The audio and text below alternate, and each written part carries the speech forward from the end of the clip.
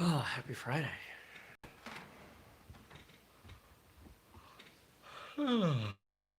Got my coffee, got my cat. What else do I need? Nothing. There you go.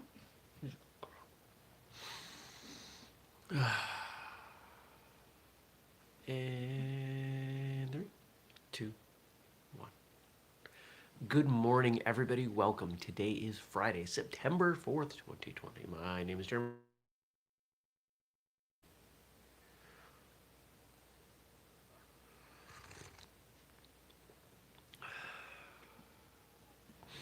The scoop I normally use is in the dishwasher, so I had to use a different scoop. So I think my ratio is off. I think it's a little weak.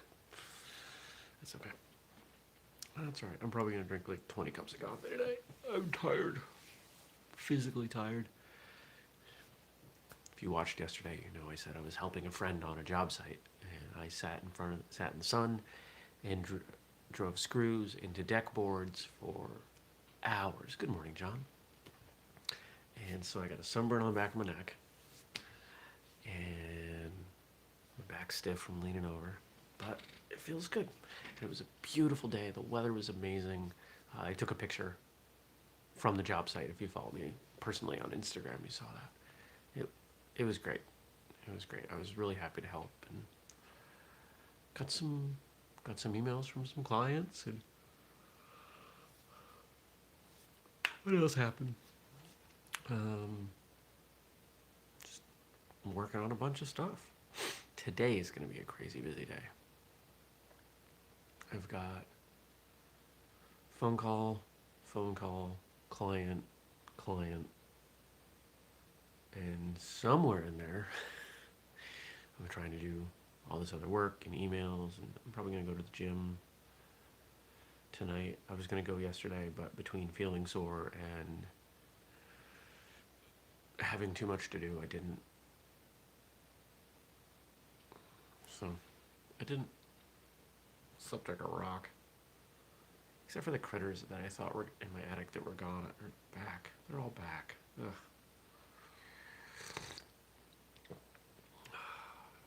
I hate them.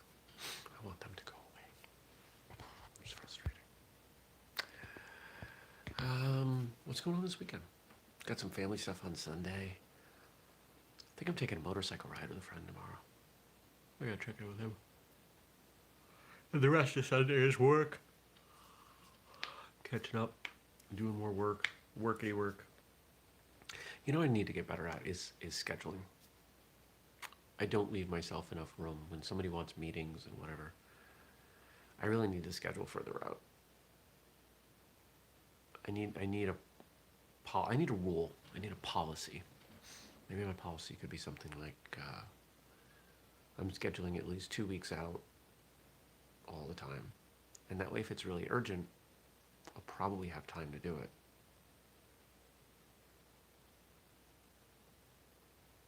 I don't know. We'll see. I have tried to keep Tuesdays as my meeting day, but it doesn't always work. If somebody's not available on Tuesdays, then it just kind of blows up what I got.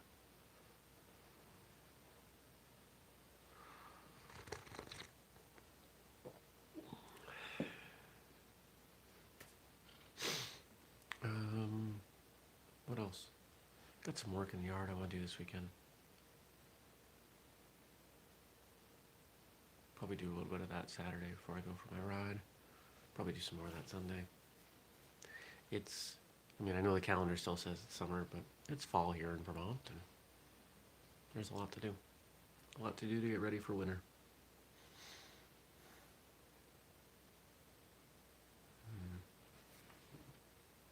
What else happened yesterday? I don't know.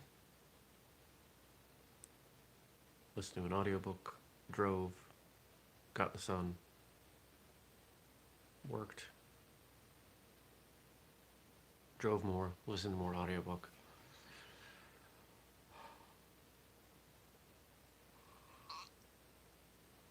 When I came back into town, I stopped off at Panera, did some work.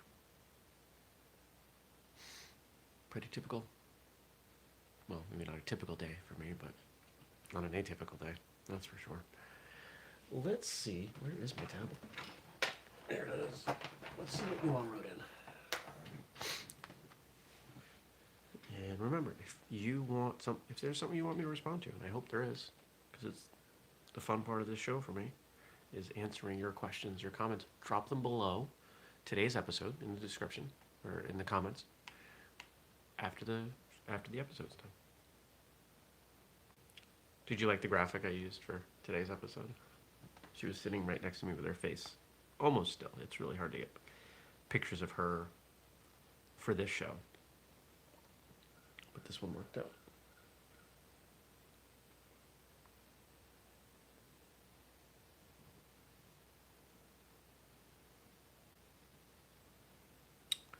All right, what we got? Looks like we got stuff from Frank today, including our jokes for Fun Day Friday. A patient one time asked a dentist how nasty it feels to have their hands in people's mouth all day. The dentist replied, "I just pretend that I'm in their wallet." How many dentists does it take to change a light bulb? One to administer the anesthetic, one to extract the light bulb, and one to offer the socket mouthwash. I'm noticing a pattern here, and I think these are in response to the dental work that I had on Monday. I went and picked up more antibiotics yesterday. Yay. What is the dentist's favorite movie? Plaque to the Future. Why couldn't the dentist's family find the spot where he was buried? Because there was no plaque on it. What do you call x-rays taken by a dentist? Toothpicks. Why did the tree go to the dentist? To get a root canal. I had a root canal. It was not fun. Although it wasn't nearly as bad as everybody made it out to be. I was sore afterwards, but more from the anesthetic and the vibration than anything else, which makes sense because the tooth is dead. It's a lesson, boys and girls. Block those kicks to your face. Came out of nowhere. I still remember that moment so vividly. It just, all of a sudden there was a foot there. And it was because his form was terrible that kick followed a really weird path. Still my fault for not blocking it. You know, somewhat his fault for not controlling his technique. But, yeah. Broke my face.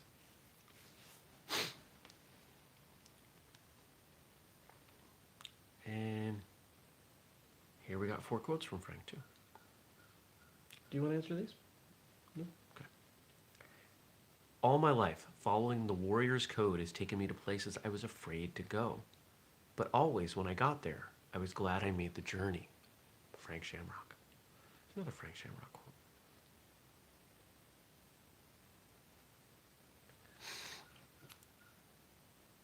I fully appreciate the sentiment on this one. I don't want to say it. Personal growth requires facing the things that we're not so inclined to face. If there's an area of our lives that we're ignoring, that's the one that by addressing will grow the most.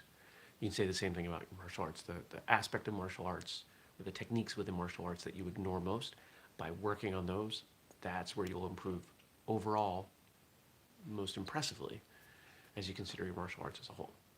If you're not much of a kicker, assuming you do a martial art that involves kicks, by focusing on your kicking, everything will get better.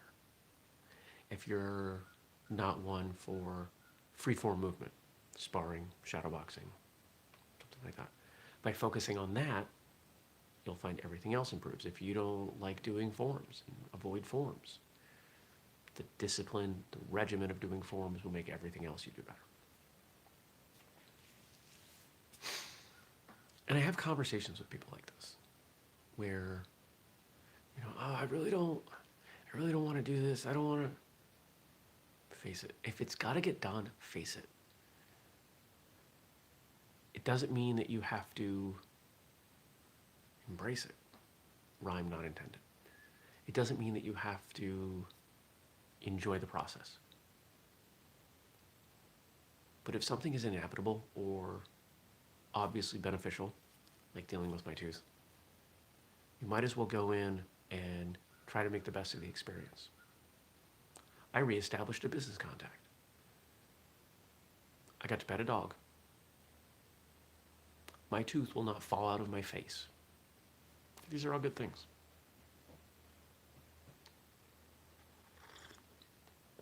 And don't forget, you can get this mug.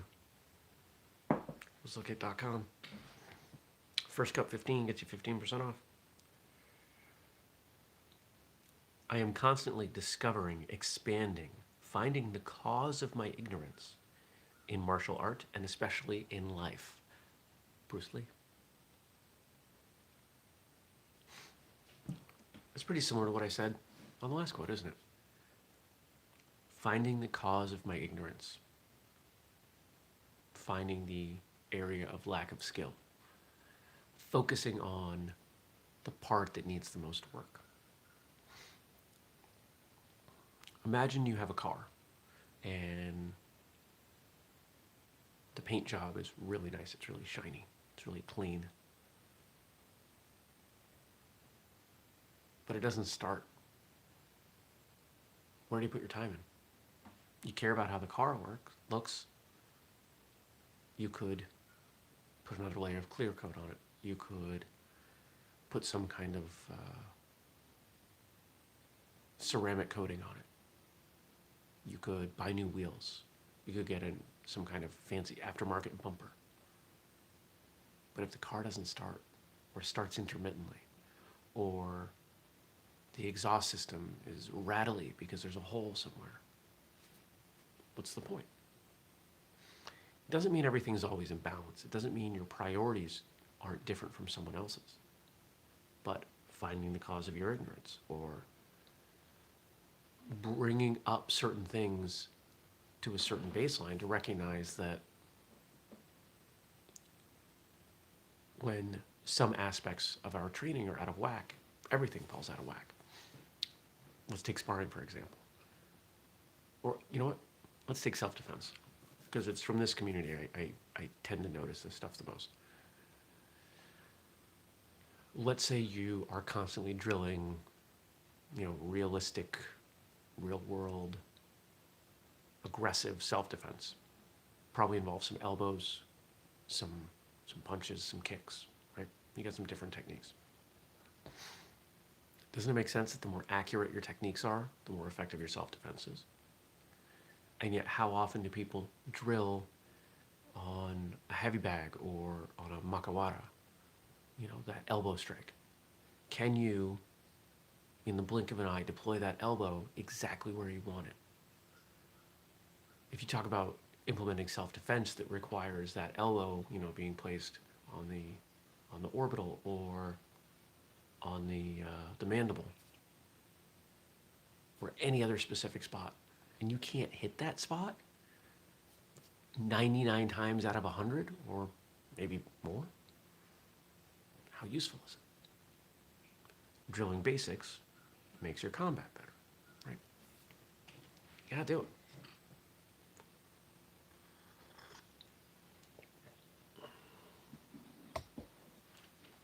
And of course, we're talking about this in the context of martial arts, but the same applies in life. If you're, well, I gave you the car analogy. I don't need to go deeper on that. You get it. Win or lose, you will never regret working hard, making sacrifices, being disciplined, or focusing too much. John Smith. I think it depends on what you're working hard at. I've known people whose priorities changed, or they ignored what they should have been working on, what they knew they should have been working on, and distracted themselves by being focused on other things and telling themselves that that was a great use of their time. I use the deathbed test. If I'm unsure if I should be putting a lot of time into something, that's the hydroponic system. If I'm unsure if I should be putting time into something, I imagine myself, hopefully many years from now, on my deathbed, reflecting on my life, would I look at that happening and say, I'm glad I did that? I've got a pretty good idea of the things that I'm going to look back on and be thankful for. It's spending time outside. It's changing the world. Because really that's all I'm trying to do here. It's time with friends and family. It's the things that I learned, the experiences that I had. It's not the stuff I bought. It's not the clothes I wore. It's not the arguments I had with people. I had an interesting experience yesterday. I stopped and got a drink and gas on the way to the job site. And as I was walking from my car to the store, a car came in off the street fast. And it was in line to stop at the pumps, but it was hard to tell. And in a split second, I reacted and kind of stepped back out of the path of the car. And the car stopped at the pump. And I continued on. I was like, whoa, that was really fast. And it was clear, it was a young kid, probably 18, 20. And when I got in the store, he stopped me and he said, sir. Oh. And I guess I am old enough to justify that in a respectful young man's mind, but I don't want to think of myself that way. And he said, sir, he apologized. He was aware that he startled me. And I said, it's okay. And I accept your apology. He did come in kind of hot, though. And so hopefully he'll think about that next time. But here's what I found interesting about it. My initial reaction when he apologized was to double down on my frustration or my anger, or to scold him and reinforce that what he had done was wrong. And then I realized I don't need to. He admitted it. He accepted responsibility, which is something a lot of people don't do when they make an error. I think a lot of people would have looked at that situation and thought I was foolish for thinking he would hit me, or for stepping in the way, or any one of other justifications that make it not their fault. And it took a moment of me having to recognize the situation and put the frustration or anger or whatever I was feeling aside and say, this person's doing the right thing. I need to validate that, because if I do that, they're more likely to do it again. Our interactions with people condition them for how to respond the next time. And so I had a responsibility in that moment. And I took it. And I think it went well. And then when it came time to get in line, he insisted I go in front of him. Fully forgiven.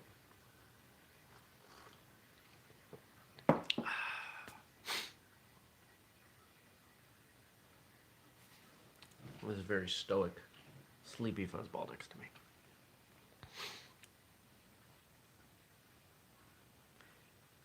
If you fail to prepare, you're prepared to fail. Mark Spitz. I recognize that name. I don't know why.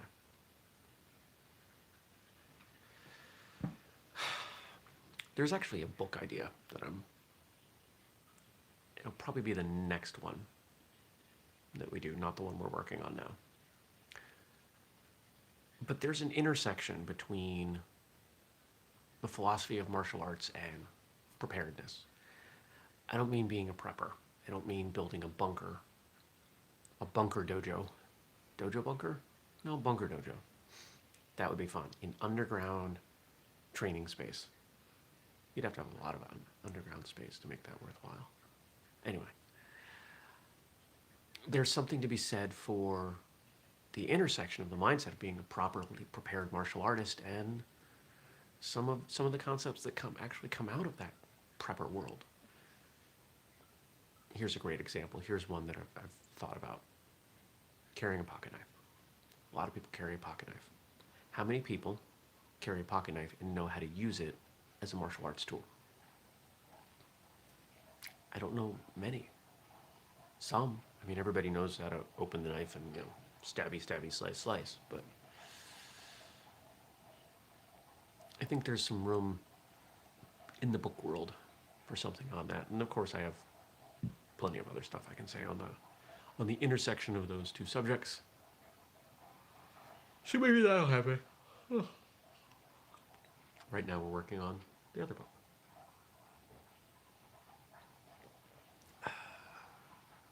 Coffee's a little bit weak, but still good. I think a lot of people ignore preparation, whether that be for life or training or self-defense or whatever. We normalize. John says he carries 2 pocket knives. Same pocket or different pockets? We normalize the things that happen to us the most often. This is human nature. It means we pay more attention to the things that don't happen as often because they startle us. Maybe pay more attention is the right way to say it. We sensationalize. We have more of an emotional response when something rare happens. But do we prepare for those things? Not usually. John says he's had no training in knife techniques for defense, though. And let's continue that analogy. If someone carries knives and they think, okay, I could always use that in a self-defense situation, and they've done no training on it, maybe they should. Why should they? Because it seems to make sense. It's preparation. It's a skill. It's not a skill you're going to learn in the moment. And I think there are plenty of other things. I used to carry an extra gi, martial arts uniform, in my car because there were times I would forget mine or thought I had enough time to go to class or come home between class and grab stuff and didn't. So I just started keeping a bunch of stuff in the car. And if anybody looks at my car, I mean, you'll see there's a ton of stuff in there. I've got everything from an atlas to extra wiper fluid to fuses. And there's a bunch of random stuff in there because I am probably not going to need it. But the key is probably not, I'm definitely not going to need that or never going to need that. I could need that. I've got the space. I'm not driving around with an extra transmission and full toolkit. I wouldn't know how to change the transmission anyway. That's certainly not in my wheelhouse. But I've got a spare tire. Think about it like the spare tire. You're probably not going to need it. But that's not definitely. And to me, that's what being prepared is. To me, that's why why I've got more than 2 days worth of food in my house. I think 3 days or something is like the average for a lot of people. A lot of people can't go more than 3 days, which blows my mind. It's the reason that I don't know. What else do I do? It's the reason I bring extra clothes with me when I go places. Throw an extra pair of jeans and t-shirt and socks and underwear in a bag in the car. Am I going to need it? Probably not. Have I needed it? Sure. You know who's good at this? Moms. Moms are good at being prepared. Especially moms of young kids. They've got everything. They've got everything in the car. That's why they have minivans. Because they need room for all that stuff they're prepared with. All right. I think it's time. Time to drink more coffee, for sure. All right. Thanks for joining me. Hope you have a good day. Hope you have a great weekend. I hope you'll leave me some questions or some comments or something, some feedback to respond to for Monday. Jason's chiming in, haha, better to have and not need than to need and not have. Exactly. I always have martial arts gear, extra clothes, and random survival type stuff in the car. It reminds me of one of my sayings, and I don't share this one on this show very often, or really on martial arts stuff very often. You can be over-prepared or you can be under-prepared. You will never be perfectly prepared because we don't have a crystal ball. We can't tell the future. I'm always going to err on the side of being overly prepared. Because I've been underprepared before. I didn't like how it went. To know that you could have remedied the situation by having A, B, or C, something that you knew could have been useful and you elected not to because I don't feel like going back to grab that, or then I'll have to rearrange the car, that kind of stuff. Just do it. Trust your gut. If you want to support the show, you can buy this mug, and then it'll make like $1. Or you can contribute to the Patreon, Patreon. Or you can buy other stuff on whistlekick.com. Or you can share the show. I think all of you listen to Martial Arts Radio, and if you do, you know all the things that you can do to support Whistlekick. Sharing and reviews and social media and all that. One of the things on my list today? The Patreon exclusive audio and video for the month. And I've got a good idea for this one. And once it's done, I'll probably tell you next week. All right. I hope you have a great day. Great weekend. I already said that. But I'm saying it again because I mean it. And I'll see you back here Monday. Take care, everybody. Peace.